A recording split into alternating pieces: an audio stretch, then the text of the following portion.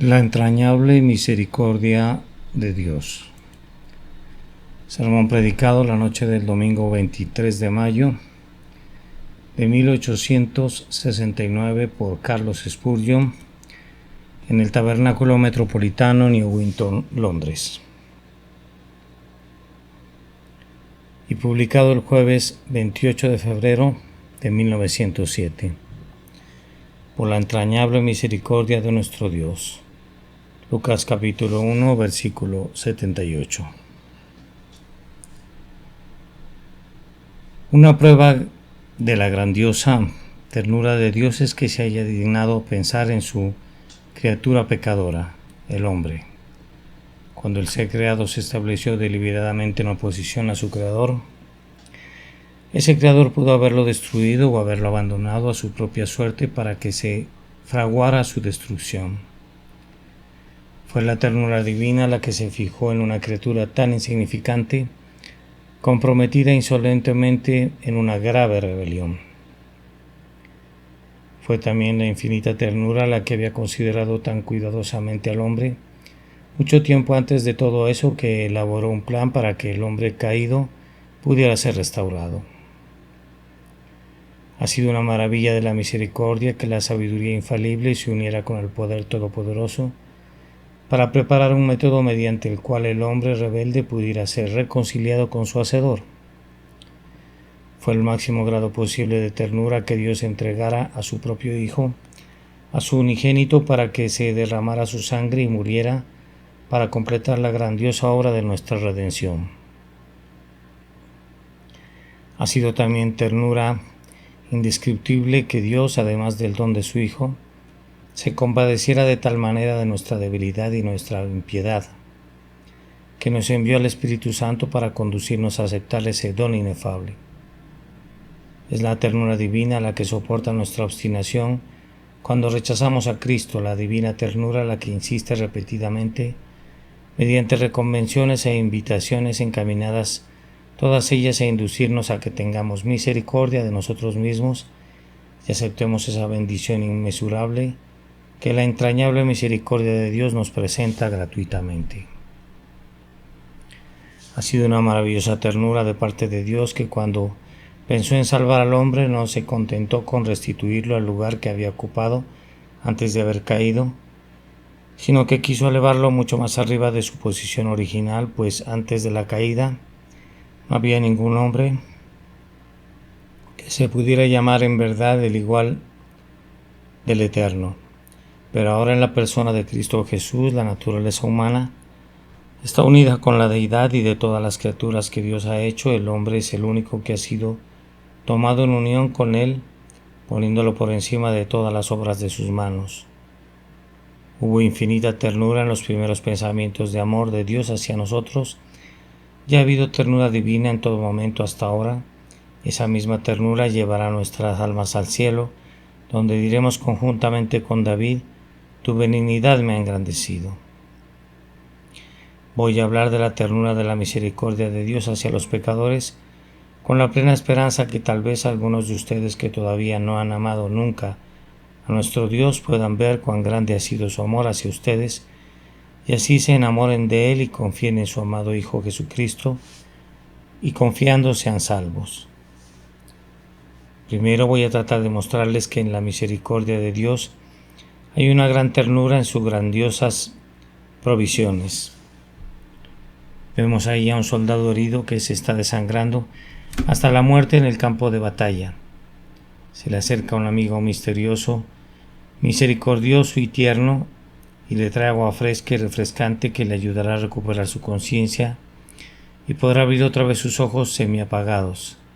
Está cubierto de sudor, pero allí tiene agua fría para refrescar su entenebrecido, enfebrecido rostro. Sus heridas están muy abiertas y su vida se escapa de su cuerpo, pero su amigo ha traído consigo el aceite y las vendas con los que restañará sus heridas. ¿Es eso todo lo que ha provisto para el guerrero herido?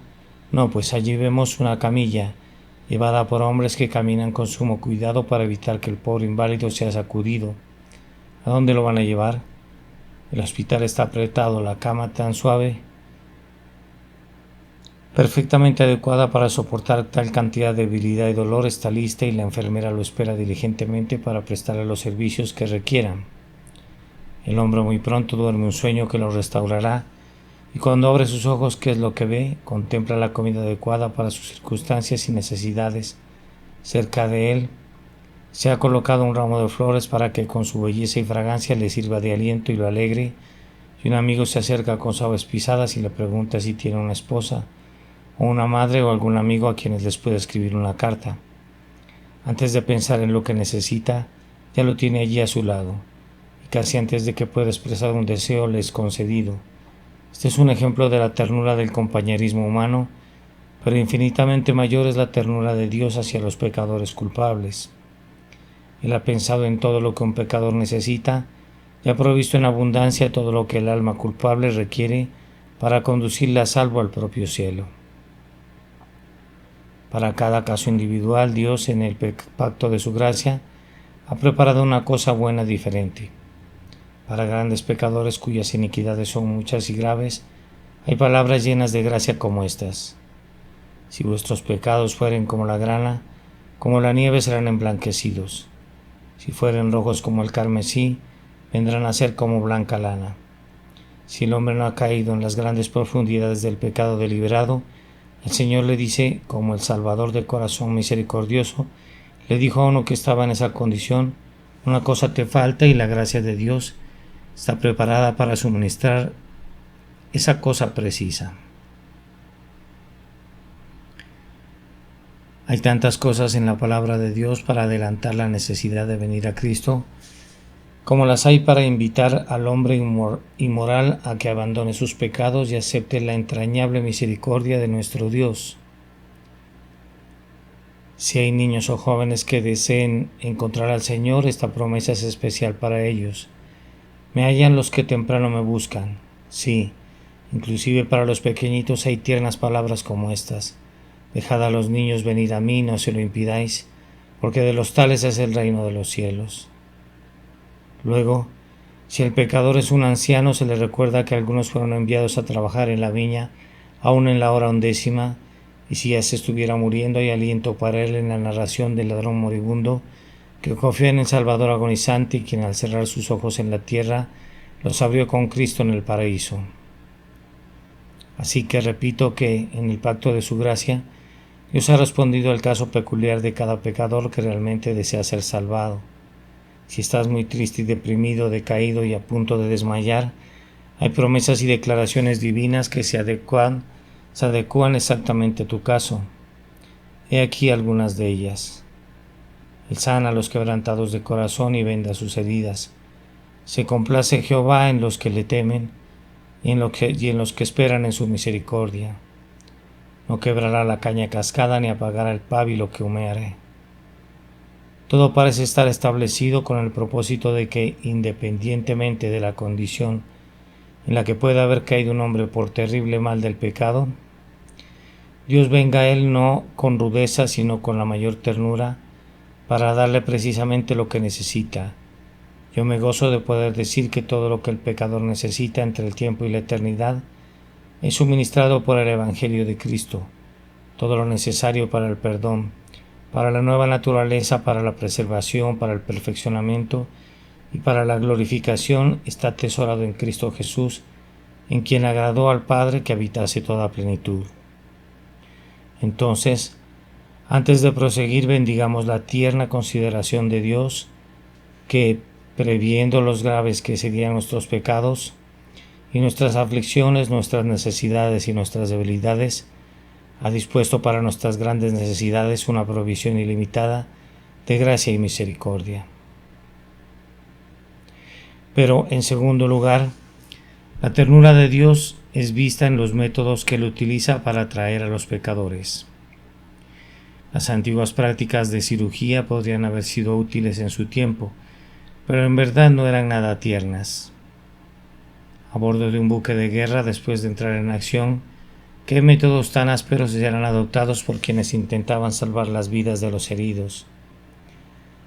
Algunos de los remedios que leemos en los antiguos manuales de medicina deben haber sido mucho más terribles que las propias enfermedades que pretendían curar, y yo no dudo que muchos de los pacientes murieran precisamente por el uso de esos ásperos remedios.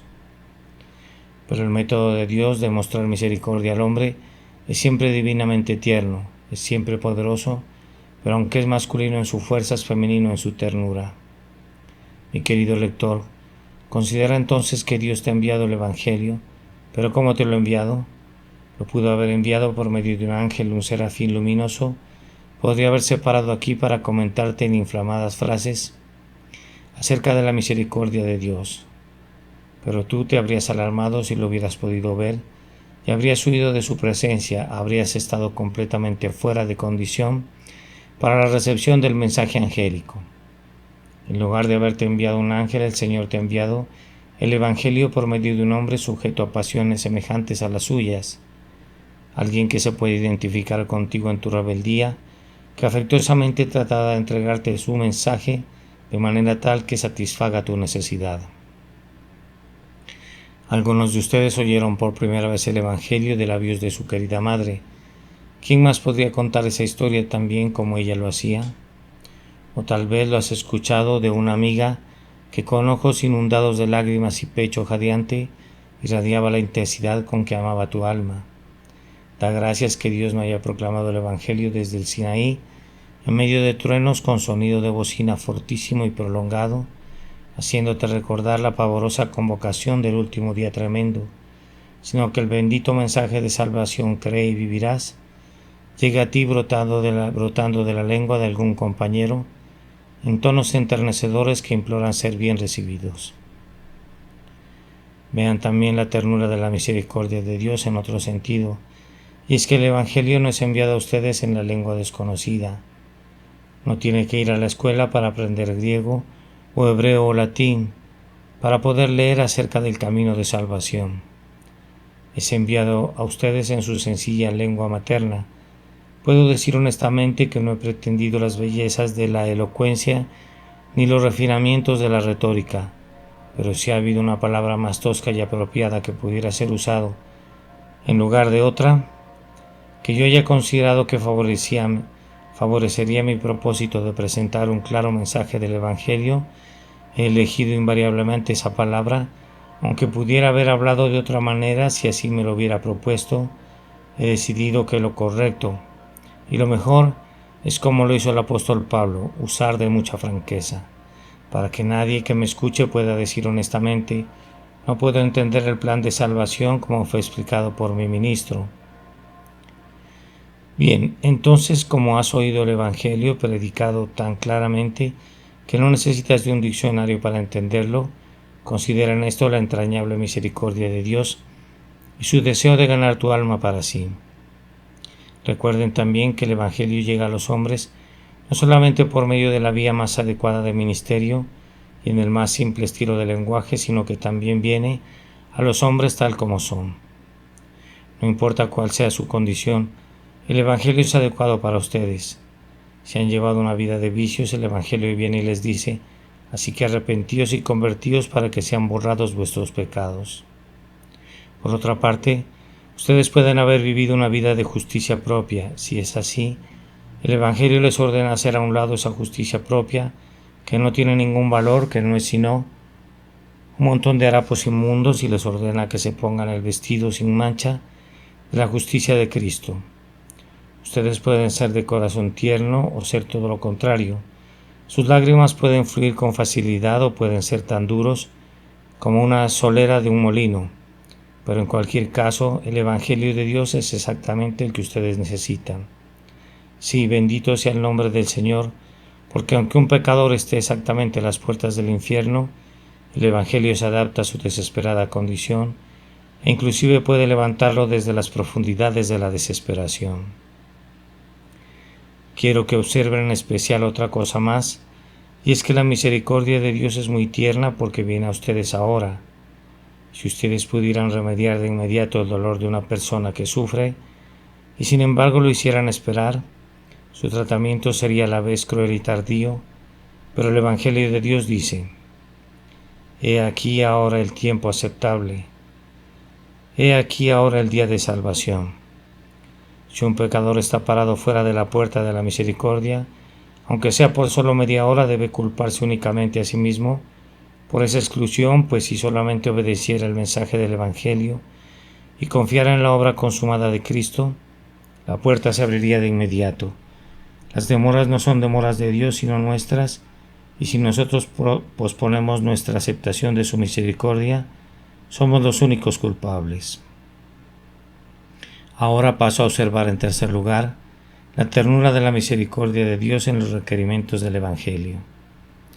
¿Qué es lo que nos pide el Evangelio?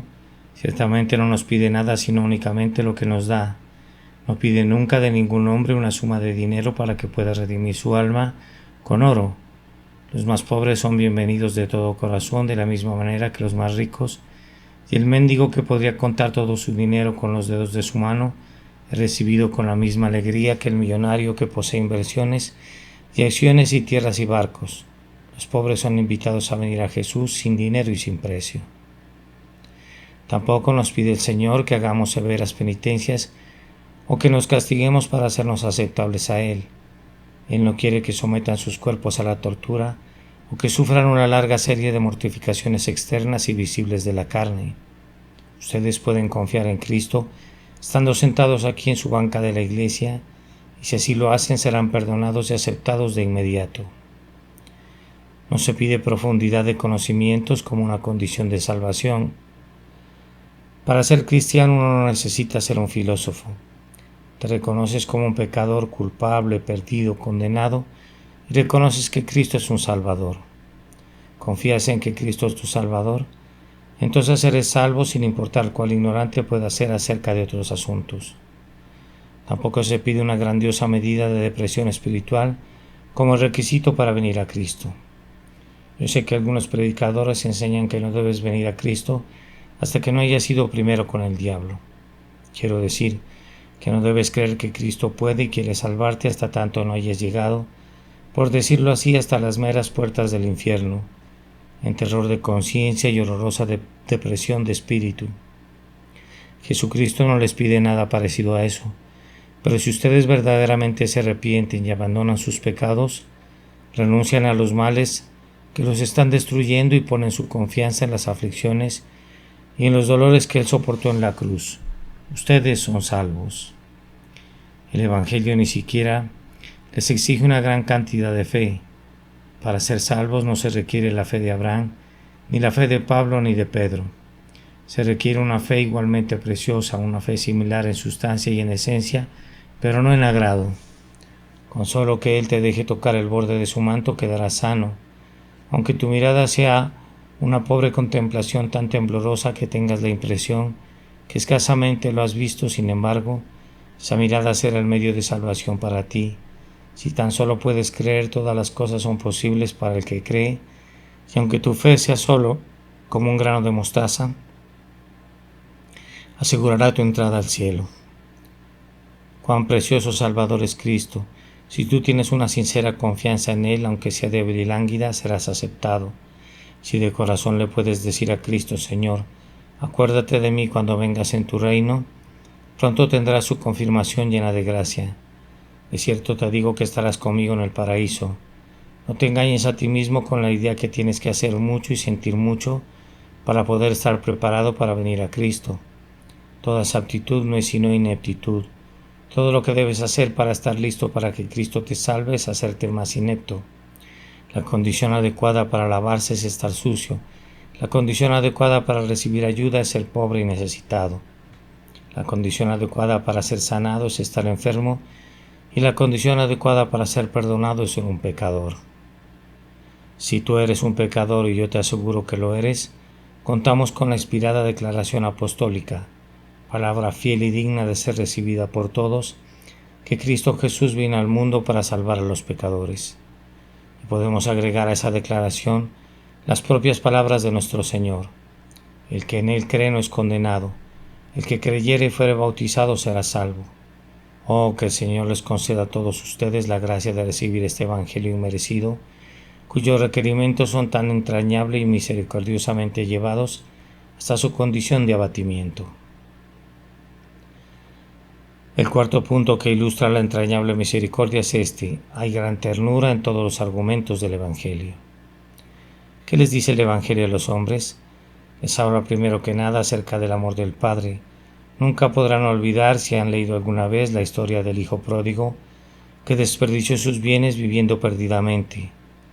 Ustedes recordarán lo que dijo cuando estaba alimentando a los cerdos: me levantaré e iré a mi Padre.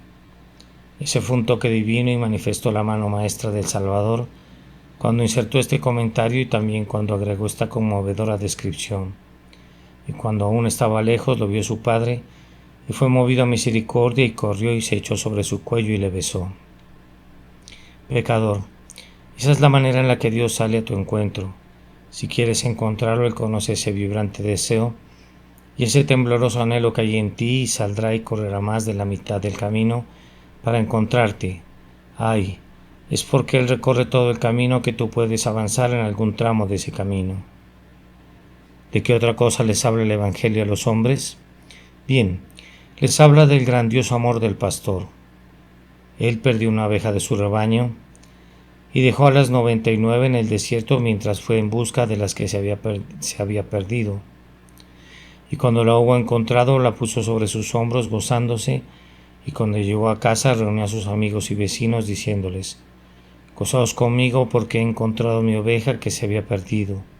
Esa oveja perdida es el tipo de un pecador inconverso, y ese pastor es el Salvador sangrante que vino a buscar y salvar lo que se había perdido. ¿Acaso no deberían convencerlos estos argumentos? Cuando el Evangelio busca ganar el corazón de un pecador, su argumento dominante brota del corazón de la sangre, de las heridas y de la muerte del Dios encarnado. Jesucristo el Salvador compasivo, los truenos del Sinaí podrían alejarte de Dios, pero los gemidos del Calvario deberían acercarte a Él. La entrañable misericordia de Dios apela inclusive al propio interés del hombre diciéndole: ¿por qué habrías de morir? Tus pecados te matarán. ¿Por qué te aferras a ellos? Le dice. Las penas del infierno son terribles y únicamente las menciona en amor para que el pecador no tenga que experimentarlas nunca, sino que más bien escape de ellas. La misericordia también agrega: la gracia de Dios es sin límites para que tu pecado pueda ser perdonado. El cielo de Dios es ancho y largo, así que allí hay un lugar para ti. La misericordia argumenta así con el pecador: Dios será glorificado en tu salvación porque se deleita en misericordia, y Él dijo que vive Él, no quiere la muerte del impío, sino que se vuelva el impío de su camino y que viva. No puedo extenderme sobre este punto. Debo contentarme con decir que toda la Escritura comprueba el amor de Dios a los pecadores. Casi cada página de la Escritura te habla, pecador, con un mensaje de amor, y aun cuando Dios habla a veces con un terrible lenguaje, advirtiendo a los hombres que huyan de la ira venidera, siempre hay en ello este propósito lleno de gracia: que los hombres sean persuadidos para que no vayan a su ruina, sino que acepten por medio de la abundante misericordia de Dios el don inmerecido de la vida eterna, en vez de elegir deliberadamente la paga del pecado, que con toda certeza será la muerte. Oh, mis queridos lectores, cuando pienso en algunos de ustedes que son inconversos, difícilmente puedo decirles cuán triste me siento cuando veo contra qué ternura han pecado ustedes. Dios ha sido muy bueno con muchos de ustedes, han sido protegidos de las profundidades de la pobreza, e inclusive algunos han sido mecidos sobre las rodillas de la prosperidad. Sin embargo, ustedes han olvidado a Dios. Otros han recibido muchas ayudas providenciales al pelear la batalla de la vida.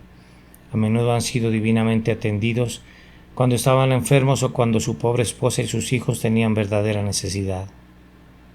Dios intervino con su gracia para suplir sus necesidades, mas ahora ustedes comentan con sus amigos acerca de cuán afortunados han sido, cuando la verdad es que Dios ha sido entrañablemente misericordioso con ustedes. Sin embargo, ni siquiera han reconocido su mano en su prosperidad, y en lugar de dar a Dios la gloria por ello, la han atribuido a esa diosa pagana, la suerte. Dios ha sido paciente y tierno con ustedes como una niñera podría serlo con un niño rebelde. Sin embargo, lo ignoran por completo, se alejan de Él. Ustedes estuvieron enfermos hace muy poco tiempo y Dios les restauró nuevamente su salud y su fortaleza. ¿Por qué no vuelven sus corazones hacia Dios? Yo pido a Dios que su gracia obre en ustedes el cambio que ningún argumento mío podría producir jamás y que puedan decir: me levantaré, iré a mi Padre y le diré: Padre, he pecado. Si hacen esa confesión honestamente a su Padre Celestial, Él los perdonará y les dará la bienvenida tan inmerecidamente como el padre de la parábola recibió al hijo pródigo que retornaba.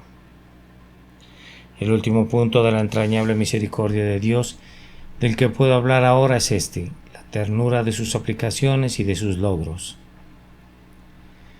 ¿Qué hace Dios por los pecadores? Pues cuando ellos confían en Jesús, Él perdona todos sus pecados sin reproches ni limitaciones. He pensado algunas veces que si yo hubiera sido el padre de ese hijo pródigo, podría haberlo perdonado al regresar a casa, y creo que lo hubiera hecho sin mediar merecimientos, pero no creo que lo hubiera vuelto a tratar exactamente de la misma manera que hubiera tratado a su hermano mayor. Quiero decir esto, que los habría sentado a la misma mesa y les habría dado el mismo alimento, pero pienso que al llegar el día de hacer las compras, le habré dicho a mi hijo menor: no te confiaré mi dinero, debo enviar a tu hermano mayor al mercado con ese dinero, pues tú podrías desaparecer con él. Tal vez no iría tan lejos como para decir eso, pero creo que lo sentiría, pues de un hijo como ese uno tendría sospechas durante mucho tiempo. Sin embargo, vean de qué manera tan diferente Dios trata con nosotros. A pesar de que algunos hemos sido grandes pecadores y Él nos ha perdonado, nos confía el Evangelio y nos ordena que vayamos y lo prediquemos a nuestros compañeros pecadores. Miren a Juan Bunyan, un individuo que era un blasfemo, un borracho libertino, dedicado al juego los domingos. Sin embargo, cuando el Señor lo hubo perdonado, no le dijo: ahora, amigo Juan, tú tendrás que ocupar una posición inferior durante el resto de tu vida. Irás al cielo y yo te daré un lugar allí, pero no puedo usarte como podría usar a alguien que no haya cometido esos pecados que tú has cometido. Oh no, Él es colocado en la primera fila de los siervos del Señor. Le fue dada la pluma de un ángel para que pudiera escribir el progreso del peregrino, y se le concedió el alto honor de permanecer en prisión durante casi 13 años por causa de la verdad, y entre todos los santos, escasamente hay uno que sea más grande que Juan Bunyan. Miren también al apóstol Pablo. Él se llama a sí mismo el primero de los pecadores, y sin embargo su Dios y Señor lo volvió después de su conversión un siervo de Cristo, tan eminente que pudo escribir con toda verdad, y nada he sido menos que aquellos grandes apóstoles, aunque nada soy. Es una prueba de gran ternura de parte de Dios que Él dé con liberalidad y no lo eche en cara. No solamente perdona, sino que también olvida. Él dice: nunca más me acordaré de sus pecados y transgresiones, y aunque hayamos sido lo más vil de lo vil, Él no hace rebajas por eso. Yo conozco a un padre que le ha dicho a su hijo, declarado en bancarrota: ahora tú, joven irresponsable, te restableceré en el mundo de los negocios otra vez, pero he perdido ya tanto dinero por tu culpa que tendré que establecer una diferencia en mi testamento, pues no puedo darte todo esto y luego tratarte como trato a tu hermano. Pero bendito sea Dios, no estableció ninguna diferencia en su testamento. Él no ha dicho que dará los primeros asientos del cielo a quienes han pecado menos que otros, y que pondrá a los peores pecadores al fondo. Oh no, todos ellos estarán con Jesús donde Él está, y contemplarán y participarán de su gloria. No hay un cielo para los peores pecadores y otro cielo para los que han pecado menos, sino que es un mismo cielo para quienes han sido los peores pecadores, pero que se han arrepentido y han confiado en Jesús, como para quienes han sido preservados de caer en los excesos del desenfreno. Admiremos la maravillosa ternura de la gracia divina en sus tratos con los peores pecadores. Cuando Dios comienza a limpiar a un pecador, no lo lava parcialmente, sino que lo llena de misericordia y le da todo lo que ese corazón pueda desear. Oh, que los pecadores sean persuadidos de venir a Él para obtener su total perdón inmerecido. Posiblemente algún lector diga: si Dios es tan tierno en misericordia hacia quienes vienen a Él a través de Cristo, me gustaría poder explicar por qué su misericordia no se ha extendido a mí. He estado buscando al Señor durante meses. Voy a su casa cuantas veces puedo, me deleito cuando se predica el Evangelio, y anhelo que ese Evangelio sea bendecido para mí. He estado leyendo las Escrituras y he estado investigando para encontrar promesas preciosas que se apliquen a mi caso, pero no puedo encontrarlas. He estado orando durante mucho tiempo, pero mis oraciones permanecen todavía sin ninguna respuesta. No puedo obtener la paz, quisiera encontrarla. He estado tratando de creer, pero no puedo hacerlo. Bien, amigo mío, déjame contarte una historia que escuché el otro día. No puedo garantizar que sea verdadera, pero en este momento me servirá de ejemplo. Se trata de dos marineros borrachos que querían atravesar un estrecho entero escocés. Se subieron a un bote y comenzaron a remar. Completamente borrachos, pero no podían avanzar. La otra orilla no se encontraba lejos, de tal forma que debían alcanzarla en 15 minutos, pero había pasado una hora y no llegaban, y ni siquiera lo hicieron en varias horas. Uno de ellos dijo: yo creo que el bote está embrujado. El otro comentó que él creía que los embrujados eran ellos, y yo supongo que en efecto lo estaban por todo el licor que habían ingerido. Al fin apareció la luz de la mañana y uno de ellos, que había recuperado la sobriedad para ese momento, miró por sobre un costado del bote y le gritó a su amigo: caramba, Sandy, nunca levantaste el ancla. Ellos habían estado remando durante toda la noche, pero no habían levado el ancla. Ustedes se ríen por su insensatez. Y no lamento que lo hagan, pues ahora pueden captar el significado de lo que estoy diciendo.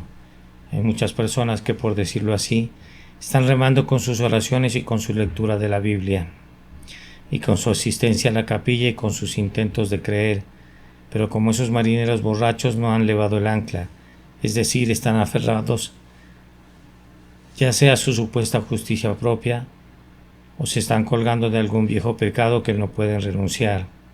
Ah, mi querido amigo, debes levar el ancla que te liga a tus pecados o a tu justicia propia.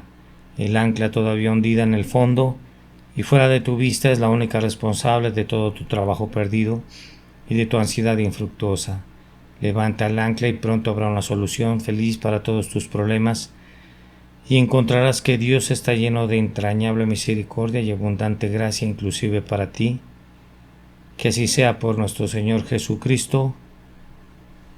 Amén. La entrañable misericordia de Dios. Este es un sermón que fue predicado la noche del domingo 23 de mayo de 1869 por Carlos Spurgeon en el Tabernáculo Metropolitano, Newington, Londres, y publicado el jueves 28 de febrero de 1907. Por la entrañable misericordia de nuestro Dios. Lucas, capítulo 1 y versículo 78.